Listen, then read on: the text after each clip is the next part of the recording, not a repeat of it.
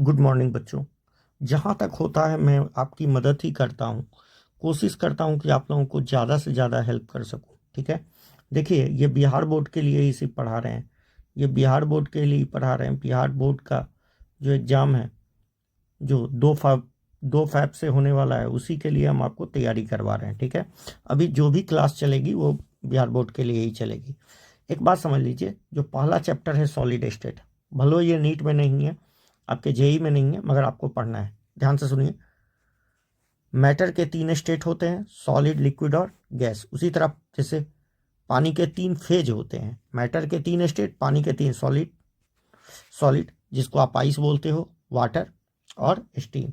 ध्यान से सुने, यदि हम जनरल प्रॉपर्टी ऑफ सॉलिड की बात करें तो वही सारी घिसी पीटी प्रॉपर्टियां हैं जो आप बच्चे से पढ़ते आ रहे हो। क्या क्या? जैसे स्टेट्स ऑफ मैटर है, ये सॉलिड वो स्टेट ऑफ मैटर है जिसमें कॉन्स्टिट्यूएंट जो भी होते हैं, कॉन्स्टिट्यूएंट पार्टिकल होते हैं, वो बहुत स्ट्रॉन्ग फोर्स ऑफ अट्रैक्शन से बंधे होते हैं। इनका मास, शेप और वॉल्यूम फिक्स होता है। कैसा होता है? डेफिनिट होता है, फिक्स होता है। चूंकि इनमें फर्मली बाउंडेड होते हैं तो ये इनकम्प्रेसिबल होता है, रिजिड होता है। अच्छा, क्लोज पैक्ड स्ट्रक्चर पाया जाता है पार्टिकल्स के बीच में ताकि इनकम्प्रेसिबल हो जाए। हाइट डेंसिटी होती है और स्लो डिफ्यूजन, ये डिफ्यूज करते नहीं है। और इनमें जो भी कॉन्स्टिट्यूएंट पार्टिकल होंगे वो चूंकि इतने टाइटली बाउंडेड है तो ये अपने मीन पोजीशन के अबाउट ही वाइब्रेशन शो कर सकते हैं। ठीक है, वाइब्रेशन शो करते हैं। यदि हम टाइप्स ऑफ सॉलिड की बात करें तो सॉलिड को यहाँ 2 भाग में बांट दिया जाता है, मोटा मोटी, क्रिस्टलाइन और एमॉर्फस। तो कहोगे किस आधार पर सर? तो इनमें कॉन्स्टिट्यूएंट पार्टिकल के अरेंजमेंट के आधार पर। किसके आधार पर? कॉन्स्टिट्यूएंट पार्टिकल के अरेंजमेंट के आधार पर इनको 2 भाग में बांट देते हैं। पहला क्रिस्टलाइन और दूसरा बेटा एमॉर्फस। ध्यान से सुनो, क्रिस्टलाइन जो सॉलिड होता है इनमें कॉन्स्टिट्यूएंट पार्टिकल प्रॉपर या डेफिनिट ऑर्डर रखते हैं, मगर ये लॉन्ग रेंज तक। कैसे लॉन्ग? और ये पैटर्न चेंज नहीं करता। जैसे एक वाइट है, एक ब्लैक, एक रेड है, एक एक सॉलिड है, एक हॉलो है, फिर हॉलो सॉलिड, हॉलो सॉलिड, इस तरह का। फिर solid, hollow, solid, hollow, solid, hollow, इस तरह का पैटर्न बहुत लंबी दूरी तक। अच्छा, इनमें डेफिनिट ज्योमेट्री होती है, फ्लैट फेस पाए जाते हैं और शार्प एज होते हैं। जब इनको कट करोगे तो शार्प एज मिलेगा। शार्प मेल्टिंग पॉइंट होता है, फिक्स मेल्टिंग पॉइंट होता है। और इसको ट्रू सॉलिड कहा जाता है। किन को? क्रिस्टलाइन सॉलिड को। उल्टा होता है। अच्छा, इनमें सबसे बड़ा बात तो, और जब इनको क्लीवेज करते हैं तो ये क्लीन कटते हैं, मतलब प्लेन में कटते हैं, इसीलिए शार्प एज आता है। कैसा एज आता है? Sharp edge. और सबसे बड़ा बात, ये एन आइसोट्रॉपिक होते हैं, मतलब फिजिकल प्रॉपर्टी अलग अलग डायरेक्शन में अलग अलग होता है।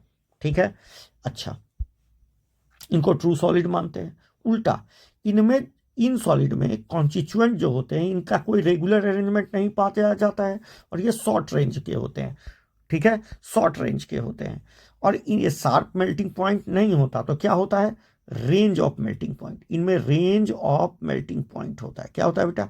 देखो, ये मत लिखना कि इनमें लॉन्ग रेंज, मतलब शार्प मेल्टिंग पॉइंट नहीं होता। अरे नहीं पाया जाना प्रॉपर्टी थोड़ी है, long range of melting point हो। जैसे प्लास्टिक को पिघलाओगे ना बेटा तो ऐसा पिघलता है। ठीक है, इनको सूडो सॉलिड, जबकि उसको ट्रू सॉलिड। और ये आइसोट्रॉपिक नेचर के होते हैं, मतलब हर एक दिशा में इनकी प्रॉपर्टी क्या हो जाती है? एक जैसी हो जाती है। ये बात आपको याद रखनी है। अच्छा, ये क्लीन क्लीवेज नहीं देते, ब्लंट एज देते हैं, इरेगुलर कट देते हैं। ठीक है, और उसमें क्लियर कट एज मिला था। 3 एग्जाम्पल रट लीजिए, ग्लास, प्लास्टिक और रबर। ठीक है, अच्छा, कुछ टर्म है, term related to crystalline solid. जितने भी क्रिस्टलाइन सॉलिड होते हैं वो क्रिस्टल के बने होते हैं।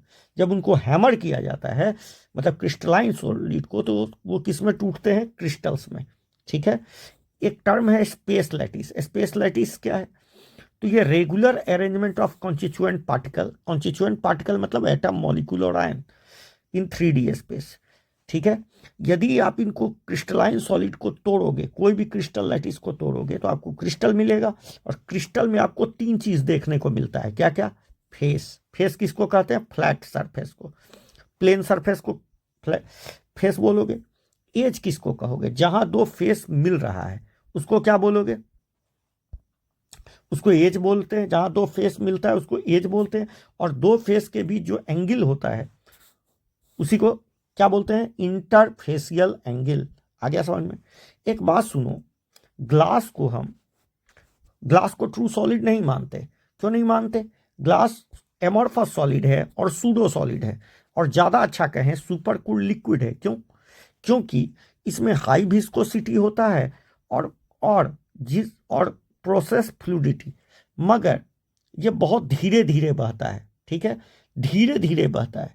तो ग्लास एमॉर्फस सॉलिड है, which is a super cool liquid, high viscosity, hence process क्या बेटा, फ्लूइडिटी। इसमें थोड़ा थोड़ा बहने की भी क्षमता होती है। ठीक है, तो आप यदि पुराना ग्लास विंडो देखोगे ना, तो वो क्या होगा, नीचे से मोटा हो जाएगा और ऊपर पतला हो जाता है, क्योंकि ये बह के नीचे आके जमा हो जाता है। टाइप ऑफ क्रिस्टलाइन सॉलिड, यदि हम क्रिस्टलाइन सॉलिड की बात करें तो क्रिस्टलाइन सॉलिड को फोर्स ऑन क्रिस्टलाइन सॉलिड के आधार पर, बाइंडिंग फोर्स के आधार पर 4 भाग में बांट देते हैं। जैसे पढ़ा रहे हैं वैसे। आयोनिक पहचानना आसान है, केटाइंस और एनाइन होंगे कॉन्स्टिट्यूएंट पार्टिकल, कुलम्बिक फोर्स होगा, मेल्टिंग पॉइंट हाई होगा, ये सब छोड़ दीजिए। कंडक्टर होंगे मोल्टेन स्टेट में। किस स्टेट में? अब देखिए यहाँ मोल्टेन लिखना चाहिए था। क्या लिखना चाहिए था? मोल्टेन स्टेट में कंडक्टर। और ये एग्जाम्पल पहचानना आसान है, एक केटाइन एक एनाइन। कोवेलेंट या नेटवर्क सॉलिड, ये एटम के बने होते हैं, तो जनरली इनका मेल्टिंग पॉइंट कम होना चाहिए, मगर बहुत ज़्यादा हो जाता है। क्यों? क्योंकि ये 3D नेटवर्क बना लेते हैं, कोवेलेंट बॉन्ड्स होते हैं इसमें।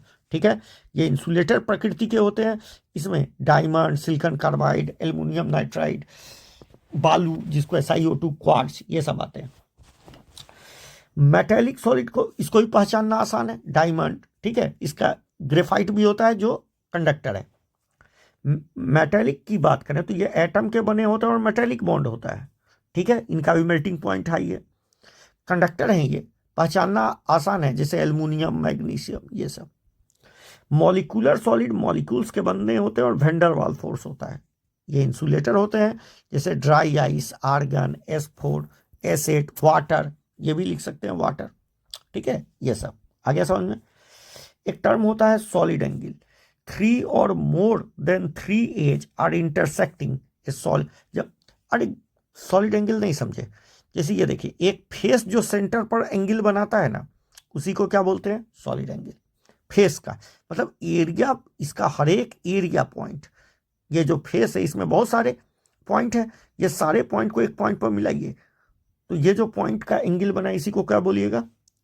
Solid angle. तो व्हेन 3 और more than 3 edge are intersecting, 3 या 3 से ज्यादा एज इंटरसेक्ट करते तो उसको भी सॉलिड एंगल कहते हैं। ब्रैग्स इक्वेशन रट लीजिए, n लैम्डा बराबर 2d साइन थीटा। किसमें यूज होता है? तो किसी क्रिस्टल के ना, ये क्रिस्टल के ये डिस्टेंस को नापने में काम होता है। ठीक है, ब्रैग्स इक्वेशन ये मानता है कि पूरा रिफ्लेक्शन होता है एक्सरे का। इसको यदि फर्स्ट लेयर से होता है तो फर्स्ट ऑर्डर या n बराबर ऑर्डर है। ठीक है, सेकंड लेयर से होता है सेकंड ऑर्डर। ठीक है, सेकंड ऑर्डर। ठीक है, तो ब्रैग्स इक्वेशन डायरेक्ट पूछ सकता है, यहाँ n क्या है? तो n ऑर्डर है। क्या है? ऑर्डर ऑफ रिफ्लेक्शन है। आ गया समझ में? चलिए, तो useful in determination of structure of solid crystal. ठीक है, यूनिट सेल क्या है? यूनिट सेल है smallest repeating unit of space lattice. जब इसको रिपीट किया जाता है अगेन एंड अगेन, तो पूरा का पूरा स्पेस लैटिस का निर्माण हो जाता है। अच्छा, किसी भी यूनिट सेल में का 3D यूनिट सेल, हम किसकी बात कर रहे हैं? 3D unit cell. तो इसमें 6 पैरामीटर होते हैं, 3 लेंथ और 3 एंगल, तो टोटल कितने हो गए? 6। इन 3 लेंथ और 3 लेंथ के आधार पर, 3 लेंथ और 3 एक्सिस के आधार पर आ रहा है एज लेंथ या एक्जियल, इसको एक्जियल लेंथ बोलते हैं, एक्जियल लेंथ, और इसको एक्जियल एंगल बोलते हैं बाबू, एक्जियल एंगल। इनके आधार पर हम सॉलिड को, कोई भी क्रिस्टल को, कोई भी जो क्रिस्टल है, दुनिया में 7 टाइप के क्रिस्टल सिस्टम पाए गए। कितने टाइप के? 7 टाइप के क्रिस्टल सिस्टम। कौन कौन? याद रखिए, C-TOR HMT, C-TOR cubic, tetrahedral, orthorhombic, rhombohedral, monoclinic, hexagonal, monoclinic, triclinic. इसमें सबसे सिमेट्रिक क्रिस्टल क्यूबिक है और सबसे इनसिमेट्रिक ट्राइक्लिनिक है। हेक्सागोनल वो है जिसमें 2 एंगल बराबर होगा और 2 साइड बराबर होगा, और तीसरा साइड बराबर नहीं होगा, और यहां तीसरा साइड 120 होगा, रट लीजिए, ठीक है, एक एंगल 120, ठीक है। तो ये देखिए क्रिस्टल, ये एक स्पेस लैटिस है, इसका सबसे छोटा टुकड़ा काट लिए, एक को एक्सियल एंगल बोले, एक को एक्सियल लेंथ बोले, बोले ना। अब देखिए types of unit cell. Unit cell का आधार इस आधार पर है कि उसमें यूनिट सेल का आधार इस आधार पर है कि उसमें कॉन्स्टिट्यूएंट पार्टिकल कहाँ कहाँ पाए जा रहे हैं। यदि सिर्फ कॉर्नर पर पाए जा रहे हैं तो उसको कहिएगा क्या, उसको क्या कहिएगा, उनको कहिएगा सिंपल या प्रिमिटिव यूनिट सेल। यदि कॉर्नर के अलावा फेस पर भी पाए गए, फेस के सेंटर पर, तो फेस सेंटर यूनिट सेल। यदि कॉर्नर के अलावा बॉडी के अंदर मिले तो क्या बोलिएगा, बॉडी सेंटर। और बॉडी के अलावा और कॉर्नर के अलावा किसी भी 2 अपोजिट फेस पर मिले, अपोजिट फेस पर मिले तो इंड सेंटर बोलते हैं, ठीक है। अच्छा, types of symmetry in crystal. Crystal में 23 टाइप का सिमेट्री होता है, कितना, 23। और कौन कौन, पोस, कोस और ओस, पोस, कोस और ओस, याद रहेगा। चलिए, तो क्रिस्टल सिस्टम कितने हैं बेटा, 7 टाइप। सिमेट्री इन क्रिस्टल कितना है, 23। और टोटल यूनिट सेल कितने होते हैं, 14। इनको ब्रेवियास लैटिस बोलते हैं। कौन सा लैटिस बोलते हैं बेटा, ब्रेवियास लैटिस। सबसे सिमेट्रिक कौन हुआ, सब एज लेंथ और एक्सियल एंगल बराबर होता है, ठीक है। तो डायमंड में यह पाया जाता है, खासकर transition metals, heavy metals, gold, सोना। NaCl में भी ये पाया जाता है। ऑर्थोरोम्बिक, ऑर्थोरोम्बिक, ठीक है, ऑर्थोरोम्बिक। तो क्या बोलिएगा, इसमें सारे लेंथ बराबर मगर एंगल बराबर नहीं। अच्छा, जरा ट्राइक्लिनिक को देख लीजिए, हमने बताया था, ट्राइक्लिनिक को देख लीजिए। इसमें कोई भी एंगल, लेंथ बराबर नहीं और एंगल बराबर नहीं। कॉपर सल्फेट, K2Cr2O7, और ये याद करना है बस। अब 2 याद कर लीजिए। एक ज्यादा से ज्यादा मोनोक्लिनिक पूछता है। कौन पूछता है, मोनोक्लिनिक। तो यहां भी कोई लेंथ बराबर नहीं, और अल्फा बीटा बराबर गामा, अल्फा बीटा बराबर 90 और gamma not equal to 90। Monoclinic sulphur, Na2SO4 और कॉपर सल्फेट, कैल्शियम सल्फेट में ये पाया जाता है। आ गया समझ में। चलिए, हेक्सागोनल भी रटाइए जाएगा, अभी बता दिए। 2 लेंथ और 2 एंगल 90 होता है, ठीक है। और एक एंगल यहाँ 120, जहां 120 दिखेगा हेक्सागोनल मार दीजिएगा। जिंक, मरकरी, CDS, इन सब में, ग्रेफाइट में ये हेक्सागोनल पाया जाता है, याद रहेगा। अब ये सब देखने की जरूरत नहीं है। आइए इधर, एक बात सुनिए। कहता है मैथमेटिकल एनालिसिस, रेडियस और आर में संबंध। एक्चुअली में हम कॉन्स्टिट्यूएंट पार्टिकल को क्या मान लेते हैं, आर। कॉन्स्टिट्यूएंट पार्टिकल को हमारे सिलेबस में न बहुआ या तो क्यूबिक है, नहीं तो हेक्सागोनल है, और कुछ पढ़ना नहीं है, ठीक है। अब ब्रेवियास लैटिस की संख्या कितनी होती है, 14, याद रखना है, ठीक है। अब मेरी बात सुनो, यदि एटॉमिक रेडियस की बात करें, एटॉमिक रेडियस और एटम का रेडियस और एज लेंथ की बात करें, तो ये एज लेंथ हो गया। एज लेंथ को ए से दिखा रहे हैं, एटॉमिक रेडियस को आर से। क्या है एटॉमिक रेडियस, वही कॉन्स्टिट्यूएंट पार्टिकल का रेडियस, मतलब सॉलिड पर जो कॉन्स्टिट्यूएंट पार्टिकल रखेंगे। सिंपल क्यूब में क्या होता है ना बेटा, ये सिंपल क्यूब का यदि फेस निकाल लें तो ये जो कॉर्नर के एटम होते हैं ये टच में होते हैं। तो ये ए हो गया, तो ये आर और ये आर, तो ए बराबर कितना लिख लेते हैं बेटा, 2r, ठीक है। यदि फेस, जैसे ये फेस है, मान लो ये फेस है, तो ये वाला एटम टच में होता है, तो ये कितना हो जाएगा बेटा, ये एटम टच में होगा, मान लो ये एटम, तो ये देखो ऐसे, एक्चुअली में ये एटम टच में होते हैं। तो ये आर, ये आर, ये आर, ये आर, 4r, और ये √2a के बराबर होता है। क्यों, क्योंकि क्यूब मान रहे हैं, तो ये √2a हो जाएगा, √2a। तो 4r बराबर कितना हो गया बेटा, √2a। तो a बराबर 4r/√2, किसके केस में, फेस सेंटर। और डायगोनल में बॉडी डायगोनल वाले एटम टच में होते हैं, ये वाले एटम टच में होते हैं, आ रहा है। तो ये √3a हो गया बेटा, और ये r, ये 2r और ये r, कैसे, तो देखो इसको काट के हम निकाल रहे हैं, ये वाला ट्रायंगल। यदि ये वाला ट्रायंगल काट के निकालोगे,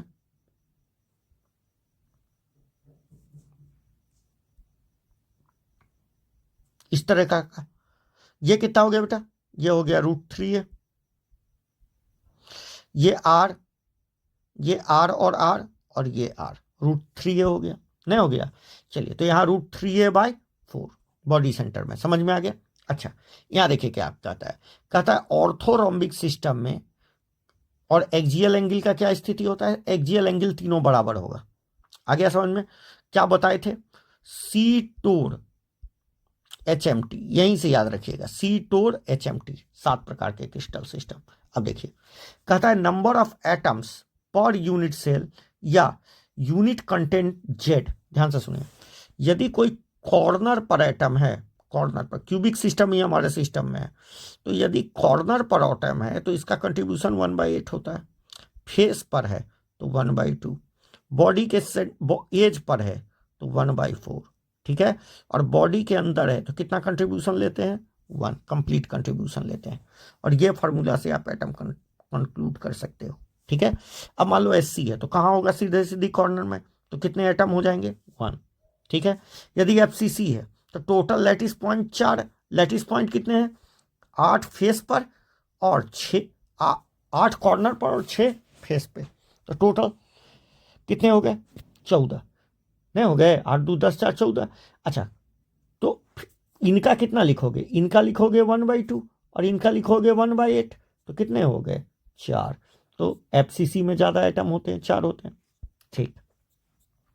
BCC में कहाँ कहाँ होते हैं, तो BCC में 8 कॉर्नर, तो कॉर्नर वाले का 1/2 1/8, अब प्लस एक बॉडी के अंदर होता है, तो टोटल आइटम कितने हो गए, 2। समझ में आ गया, इसमें 2 आइटम होते हैं, क्लियर। यही बात आपको बताया, कॉर्नर का कंट्रीब्यूशन 1/8। अच्छा, हेक्सागोनल में कितने एटम होते हैं, क्योंकि हमने बताया था हेक्सागोनल भी हमारे सिलेबस में है। ऐसा स्ट्रक्चर होता है बेटा हेक्सागोनल का, देख लो बढ़िया से, ये हेक्सागोनल होता है बेटा, ठीक है। ये सारे हेक्सागोनल होते हैं। तो हेक्सागोनल का फेस वाला का भी तो कंट्रीब्यूशन 1/2 और कॉर्नर वाला का 1/6 होता है। तो यहाँ जेड निकालोगे ना तो ऐसा ऐसा कैगो हो गया, कॉर्नर कैगो हो गया 6, इधर 6 12, तो 12 इंटू 1/6 प्लस 3 एटम इसके अंदर ही होते हैं बेटा, ये 3 एटम होते हैं यहाँ पर 3 एटम होते हैं, और प्लस फेस में 2 हो गया, यहाँ भी होता है एगो फेस में, तो 2 इंटू 1/2, टोटल एटम कितने हो गए, 6, याद रहेगा। चलिए, coordination number, number of nearest neighbour को क्या कहा जाता है, नंबर ऑफ नियरेस्ट नेबर को कहा जाता है कोऑर्डिनेशन नंबर, ठीक है। SC में कोई कॉर्नर एटम देखो, कोई भी एक कॉर्नर एटम देखो, SC में यदि आप कॉर्नर एटम देखोगे ना बेटा, कॉर्नर एटम, तो कोई भी कॉर्नर एटम, ये भी A, ये भी A भी है, तो पीछे भी है, ऊपर भी है और नीचे भी है, कितने हो गए बताओ, एक सामने तो एक पीछे, एक ऊपर तो एक नीचे, एक दाएं तो एक बाएं। इस एटम के कितने एटम हो गए, 3 तो इसी क्यूब में और 3 बाहर, 1 2 3, तो टोटल कोऑर्डिनेशन नंबर कितना हो गया, 6। FCC में 12 होते, कहोगे कैसे सर, दिखा रहे हैं, देखो कोई भी फेस वाला पकड़ लो, जैसे मान लो तुम ये फेस वाला पकड़ लिया, तो इसके भी तो 4 फेस पर है, इसके बगल में भी तो फेस होगा बेटे, होगा कि नहीं होगा, इसके बगल में भी तो ये फेस है, ध्यान से देखो फेस है, तो इस एटम के यहां यहां यहां यहां है कि नहीं है, चाहे यहां देखो ना, इसी के 4 गो फेस पर हो जाएगा, आमने सामने पीछे, तो 4 यहां हो गए, 4 यहां हो गए, 4 ये हो गए, तो टोटल कितना हो गया, इस एटम के 4 यहां इसी प्लेन में, 4 आगे 4 पीछे, तो टोटल 12 हो गए, कोऑर्डिनेशन नंबर 12। BCC में बताओ, BCC में क्या होगा, BCC में होगा एक एटम 4 ऊपर 4 नीचे, तो इस एटम के आसपास कितने हो गए, 8, तो यहां कोऑर्डिनेशन नंबर 8। अच्छा, मतलब कोऑर्डिनेशन नंबर 8, समझ में आ गया BCC का। अच्छा, ये याद रखना, NaCl का 6:6, CaCl का 8:8, ZnS का 4:4, इसको फ्लोराइट स्ट्रक्चर कहते हैं 8:4, और Na2O का इससे पलट देंगे, एंटी फ्लोराइट स्ट्रक्चर 4:8, समझ में आया। एक टर्म होता है रेडियस रेशियो, कहोगे क्या है, ये क्या बला है सर, रेडियस रेशियो है radius of cation by radius of anion, A9 बड़ा होता है बेटा, इसी रेडियस रेशियो का मान हमेशा 1 या 1 से छोटा आएगा, 1 के बराबर कभी नहीं आता, ठीक है। तो क्यूबिक का कितना आता है बेटा, 0.732 से लेके 1, ऑक्टाहेड्रल का, या इसी को बॉडी सेंटर भी कहते हैं, इसी को बॉडी सेंटर भी बोलते हैं, क्यूबिक को बॉडी सेंटर बोलते हैं, तो 0.732 से लेके यहां से पकड़ो ट्रायंगुलर बॉक्स से 0.155 से 0.225, अब 0.225 को उठा के लाओ 0.414 से, ऑक्टा 0.414 से 0.732, यहां से लेके 1 तक। अच्छा, ट्रायंगुलर का कोऑर्डिनेशन नंबर 3, इसका 4, इसका 6 और बॉडी सेंटर का 8। डेंसिटी ऑफ क्रिस्टल लैटिस, तो डेंसिटी बराबर होता है बेटा मास बाई वॉल्यूम। एक मास, अब वॉल्यूम का मतलब वॉल्यूम ऑफ यूनिट सेल, और मास कैसे निकालें, Z into mass of one atom. Mass of one atom कैसे निकालें, मोलर मास में एवोगाद्रो नंबर से गुना कर दें, यह मास ऑफ वन एटम है, तो Z into molar mass by a cube into N A, यह हो गया तुम्हारा डेंसिटी। किसका डेंसिटी, क्रिस्टल का डेंसिटी। आ गया समझ में। ए क्या है, एज लेंथ, ठीक है, और इसका यूनिट क्या होगा, ग्राम पर सीसी सेंटीमीटर क्यूब, इसी में बताते हैं। अब ये पैकिंग फ्रैक्शन क्या है, किसी क्यूब में मतलब किसी यूनिट सेल में कितना स्पेस ऑक्युपाइड है कॉन्स्टिट्यूएंट पार्टिकल के द्वारा, वही क्या कहलाएगा, पैकिंग फ्रैक्शन। तो फ्रैक्शन अब परसेंट करेंगे 100 से गुना, तो पैकिंग फ्रैक्शन निकालने के लिए क्या करना होगा, एक एटम के वॉल्यूम में टोटल एटम से गुना कर दिए बाय यूनिट सेल चूंकि हम क्यूब पढ़ते हैं तो ए क्यूब लिख लिए, Z into 4/3 pi r cube by a cube, यही फॉर्मूला हो गया। तो it is the ratio of volume occupied by sphere in unit cell to total volume of unit cell, ठीक है। इसको 100 से गुना करेंगे तो परसेंटेज निकल जाएगा। पैकिंग फ्रैक्शन किसका, एससी का 0.52 आता है, क्यों, यहाँ 1 से गुना करेंगे, क्यों, क्योंकि यहाँ जेड बराबर 1 होता है। यदि बॉडी सेंटर में होता तो यहाँ रेडियस क्या लिखते, यहाँ ए क्या लिखते, यहाँ पर ए बराबर 2r लिखे और ए की जगह 2r का क्यूब लिख लिए, नहीं लिख लिए, और यहाँ ए बराबर क्या लिखेंगे बॉडी सेंटर में 4r/√3 का होल क्यूब, और 4r/√3 का होल क्यूब, तो कितना परसेंट आ जाएगा, 68%। और बॉडी सेंटर में और फेस सेंटर में क्या लिखेंगे, फेस सेंटर में क्या लिखेंगे, फेस सेंटर में हम लिखेंगे, यहाँ रहा फेस सेंटर में लिखेंगे कितना, 4r बराबर √2a, तो a बराबर कितना 4r/√2 का होल क्यूब लिख लेंगे, नहीं आ रहा समझ में। और यहाँ z बराबर 4 लिखेंगे, कितना परसेंट आ जाएगा 74। तो कहने का क्या मतलब है, कहने का बहुत बड़ा मतलब है, ध्यान से देखिए, एज लेंथ और रिलेशन में यहाँ a बराबर 2r, volume occupied by sphere इतना, ठीक है, volume of unit cell 8a³। जब हम इसकी बात कर रहे हैं एक एज लेंथ, यहाँ देखिए 4r बराबर √2 है, यहाँ 4r बराबर √3 है, सब पढ़ा चुके हैं। वॉल्यूम ऑक्युपाइड 4/3, यहाँ 4 से मल्टीप्लाई करेंगे, यहाँ 2 से मल्टीप्लाई करेंगे। वॉल्यूम ऑफ a³, यहाँ a³ बराबर 2r/√2, यहाँ 4r/√3, ठीक है। Packing fraction 0.52, 0.74, 0.68।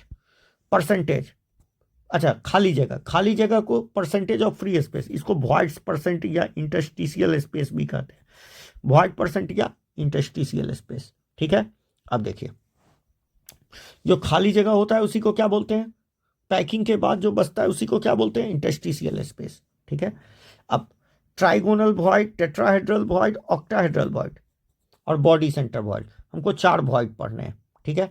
ट्रायंगुलर वॉइड का कोऑर्डिनेशन नंबर 3, इसका 4, इसका 6, याद रहेगा 6। अब मेरी बात सुनो, ज्यादातर कॉमन जो होता है कौन सी, एफसीसी और एचसीपी में, इन्हीं में दोनों वॉइड पाए जाते हैं, कौन, tetrahedral void and octahedral void, इन्हीं में पाए जाते हैं। टेट्राहेड्रल, यदि किसी क्रिस्टल में n नंबर ऑफ एटम हो तो टेट्राहेड्रल वॉइड 2n होता है और ऑक्टाहेड्रल वॉइड n होता है, उतना ही संख्या में होता है। तो यदि हम बात करें एफसीसी लैटिस में, एफसीसी में z बराबर 4 होता है। अच्छा, एफसीसी का दूसरा नाम सीसीपी भी है, आ रहा है समझ में। तो हम बोल रहे हैं यहाँ z बराबर 4 है, तो यहाँ टेट्राहेड्रल वॉइड की संख्या 8 है और ऑक्टाहेड्रल वॉइड की संख्या 4 है, ठीक है। यह बात आपको ध्यान रखना होगा।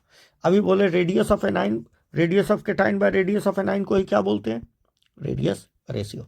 अब कहता है कि 88 और 200 पिकोमीटर का है the close packed structure of A B, coordination number of A plus कितना होगा बताइए। तो सबसे पहले क्या करेंगे, दोनों को डिवाइड कर लेंगे, 0.44, 0.414 से 0.732 ऑक्टाहेड्रल वॉइड होता है, और ऑक्टाहेड्रल वॉइड का कोऑर्डिनेशन नंबर कितना होता है? 6 होता है। ठीक है। पैकिंग पैकिंग क्या है? पैकिंग का मतलब सॉलिड को भरना। 1 डायमेंशन पैकिंग का कोऑर्डिनेशन नंबर, 1 डायमेंशन एक रो में लगा दिए, तो कोऑर्डिनेशन नंबर कितना कहिएगा? 2। यदि हम 2D पैकिंग की बात करें, 2D पैकिंग से 3D पैकिंग बनाए जाते हैं। 2D पैकिंग 2 टाइप से किया जाता है, या तो स्क्वायर पैकिंग किया जाए।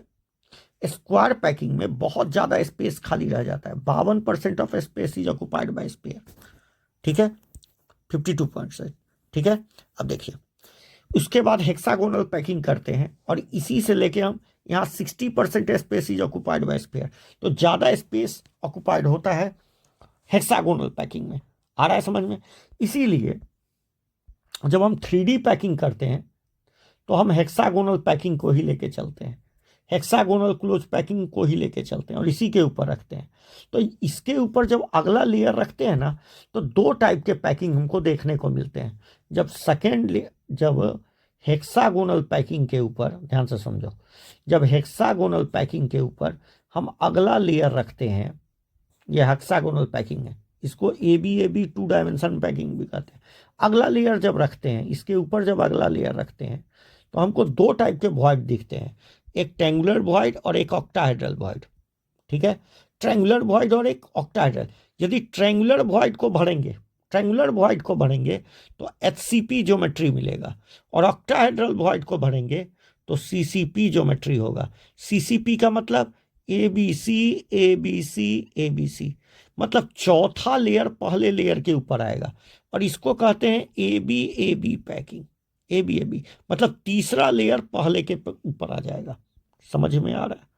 तो यदि आपने हेक्सागोनल को लेके चले तो आपको 2 टाइप के पैकिंग देखने को मिलेंगे, 2 टाइप का, या तो SCP नहीं तो CCP। अच्छा, यही पैकिंग क्यों देखने को मिला? क्योंकि दुनिया का कोई भी सॉलिड या तो HCP ज्योमेट्री लेना चाहता है, नहीं तो FCC, क्योंकि इनमें मैक्सिमम स्पेस ऑक्युपाइड होता है। आ गया समझ में? मैक्सिमम और मिनिमम वैकेंट स्पेस होता है। तो क्यूबिक क्लोज पैकिंग हो गया। देख रहे हैं, इसमें 3 लेयर, इसका लेयर का नाम होगा ABC। कॉपर, सिल्वर, गोल्ड, ये सब ये पैकिंग लेते हैं। आ गया। और हेक्सागोनल पैकिंग ये हो गया। आ गया समझ में? क्लियर हो गया? अब देखिए, बॉडी सेंटर क्यूबिक पैकिंग। अच्छा, हम यहां बात करते हैं सम आयोनिक सॉलिड की। किसकी? Body center cubic packing. It is possible when first layer are slightly open and none of sphere is touching to each other. इन सभी में बॉडी सेंटर पैकिंग पाया जाता है। ठीक है, तो बॉडी सेंटर क्यूबिक पैकिंग किस में पाया जाता है? 2 पैकिंग तो, अच्छा, BCC किस में पाया जाता है बता दो दिए? Lithium, sodium, potassium, rubidium, caesium, beryllium, इन सभी में पाया जाएगा। ठीक है, बॉडी सेंटर पैकिंग, BCC जिसको आप कहते हो। ठीक है, तो BCC बढ़िया पैकिंग नहीं माना जाता, क्योंकि 52% ही, 68% ही स्पेस ऑक्युपाइड होता है। ठीक है, अच्छा, ये कब बनता है? ये 2 डायमेंशन से बनता है, जब 2 डायमेंशन से बॉडी सेंटर पैकिंग ही बनता है। समझ में आया कैसे बनता है? मान लो ये 2 डायमेंशन है, 2 डायमेंशन है स्क्वायर पैकिंग, मगर स्क्वायर पैकिंग में भी हम AB लेयरिंग कर दिए, मतलब सेकेंड लेयर को इसके ग्रुप में रख दिए, तब जो पैकिंग डेवलप होता है उसको BCC बोलते हैं। अच्छा, सम आयोनिक क्रिस्टल में NaCl, यहाँ क्लोराइड आयन क्यूबिक लैटिस बनाए, SCCP लैटिस बनाएगा, और Na प्लस उसके टेट्राहेड्रल ऑक्टाहेड्रल वॉइड में चला जाएगा, तो Na प्लस ऑक्टाहेड्रल वॉइड में जाएगा। ठीक है, तो इनका कोऑर्डिनेशन नंबर क्या? अच्छा, number of formula unit per unit cell कितना हो जाएगा? 4। क्यों? क्योंकि फार्मूला हो जाएगा Na4Cl4, 4 कॉमन ले लिए तो 4 NaCl। समझ में आ रहा है? तो एक यूनिट सेल में 4 फार्मूला यूनिट होंगे। ठीक है, यहाँ Na प्लस और R माइनस का जो रेशियो होता है 0.44 होता है, इसका मतलब ये किस वॉइड में जाएगा? ऑक्टाहेड्रल वॉइड में। अच्छा, AgBr को याद रखिएगा, ये दोनों टाइप के डिफेक्ट शो करता है, आगे सीखेंगे। CsCl type structure, Cl minus body cube के कॉर्नर पर होंगे, और CS माइनस क्यूबिक वॉइड में होगा। ठीक है, कोऑर्डिनेशन नंबर 8:8 होगा। R plus by R minus का वैल्यू 0.732 होता है। ठीक है, जिंक ब्लेंड, यहाँ सल्फाइड आयन सीसीपी लैटिस बनाएगा और Zn+2 अल्टरनेट टेट्राहेड्रल वॉइड में होगा। आधा ही टेट्राहेड्रल वॉइड ऑक्युपाई है, पूरा नहीं, ठीक है। और इनका जो कोऑर्डिनेशन नंबर होता है 4:4 होता है। नंबर ऑफ फार्मूला यूनिट भी कितने आएंगे? 4, ठीक है। चलिए, फ्लो अभी बोले थे फ्लोराइड स्ट्रक्चर, इसमें कैल्शियम सीसीपी लैटिस बनाता है और फ्लोराइड आयन टेट्राहेड्रल वॉइड में जाता है। तो कैल्शियम आयन की संख्या 8 हो गई, फ्लोराइड आयन की संख्या 4 हो गई। नंबर ऑफ फार्मूला यूनिट कितना हो गया? नंबर, अच्छा इसमें भी फार्मूला यूनिट 4 हुए। यदि हम एंटी फ्लोराइड की स्ट्रक्चर की बात करें तो Na2O, oxide ion CCP lattice बनाएगा और Na+ टेट्राहेड्रल वॉइड में चला जाएगा। कोऑर्डिनेशन नंबर कितना होगा? 4, और ऑक्सीजन का कितना होगा? 8। समझ में आ गया? अच्छा, स्पाइनल स्ट्रक्चर, Ab2O4 को स्पाइनल बोलते हैं, एक बाइवैलेंट कैटाइन और एक टेट्रावैलेंट कैटाइन। जैसे इसको बोलते हैं Zn Fe2O4, एक स्पाइनल स्ट्रक्चर है, ठीक है। तो देखिए यहाँ करना कुछ नहीं है, जो लैटिस बनाएगा, जैसे हम क्या बोल रहे हैं, oxide ion form CCP lattice Mg+ occupied tetrahedral void, while oxide ion CCP lattice बनाता है, ठीक है। एल्युमिनियम ऑक्युपाइड ऑक्टाहेड्रल वॉइड, तो ऑक्साइड आयन सीसीपी लैटिस बनाया, मैग्नीशियम आयन टेट्राहेड्रल वॉइड में गया, एल्युमिनियम आयन ऑक्टाहेड्रल वॉइड में गया। तो इसका फार्मूला बता सकते हैं? बताइए, सीसीपी ऑक्साइड आयन कहाँ गया? सीसीपी, तो संख्या 4 हो गई। मैग्नीशियम गया किसमें? टेट्राहेड्रल, 8 हो गया। और कौन सा बेटा? एल्युमिनियम गया ऑक्टाहेड्रल, तो 4 हो गया। फार्मूला क्या लिखिएगा बोलिए? Mg8Al4O4, 4 कॉमन ले लीजिए, Mg2Al4।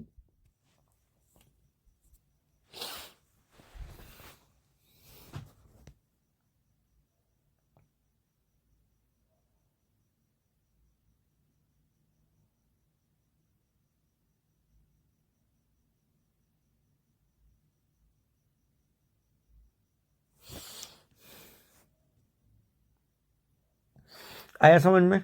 चलिए, कहता है मैग्नेटाइट Fe3O4, ठीक है, Fe3O4। अच्छा, इम्परफेक्शन इन सॉलिड की बात करें तो रेगुलर अरेंजमेंट से जो डिपार्चर हो जाता है, डिविएशन होता है, उसी को इम्परफेक्शन या डिफेक्ट बोलते हैं। अच्छा, thermodynamically defect as number of defects are also called thermodynamic defects as number of defects depends upon temperature, ठीक है। अब मेरी बात सुनो, crystal produce additional defect in presence of impurity के प्रेजेंस में और भी डिफेक्ट आते हैं। अच्छा, इलेक्ट्रॉनिक डिफेक्ट, इलेक्ट्रॉन के वजह से जो डिफेक्ट आए। आइए, यहाँ पर हम जो भी डिफेक्ट की बात कर रहे हैं वो सब एटॉमिक इम्परफेक्शन है या पॉइंट डिफेक्ट है। कैसा डिफेक्ट है? पॉइंट डिफेक्ट, एकदम बढ़िया से याद रखिएगा, पॉइंट डिफेक्ट। पॉइंट डिफेक्ट में पहला पढ़ रहे हैं स्टोकियोमेट्रिक डिफेक्ट, वैसा डिफेक्ट जिसमें पॉजिटिव और negative ions are exactly in ratio in chemical formula known as stoichiometry of compound. जैसे कहता है are exactly in ratio indicating, मतलब इक्वल नंबर ऑफ यदि कैटाइंस और एनाइंस मिस कर जाएं, स्टोकियोमेट्रिक डिफेक्ट उसको कहते हैं जिसमें stoichiometry of compound does not, मतलब इक्वल नंबर ऑफ कैटाइन और anions are missing from lattice. यदि हम शॉर्टकी डिफेक्ट की बात करें तो इसमें सेम नंबर ऑफ कैटाइन और एनाइन मिसिंग फ्रॉम पोजीशन, तो कोई डिफेक्ट, अच्छा ये उसमें हो, इसके वजह से डेंसिटी में डिक्रीज हो जाएगा, इक्वल नंबर में के वजह से डेंसिटी डिक्रीज करती है, और हाई कोऑर्डिनेशन कंपाउंड में होता है ये, ठीक है। आगे समझ में? दूसरा होता है इंटरस्टिशियल डिफेक्ट। इंटरस्टिशियल डिफेक्ट वो होता है जिसमें छोटा आयन नॉर्मली वैकेंट या अपने वैकेंट साइट में चला जाता है। तो interstitial defect is caused due to presence of ion in normally vacant interstitial site of crystal, ठीक है। तो interstitial defect is caused due to presence of ion in vacant interstitial site in, यदि किसी क्रिस्टल साइट में vacant site है तो वहां पर कोई आयन आ जाएगा तो वो कौन सा डिफेक्ट काउज करेगा बेटा? Interstitial defect.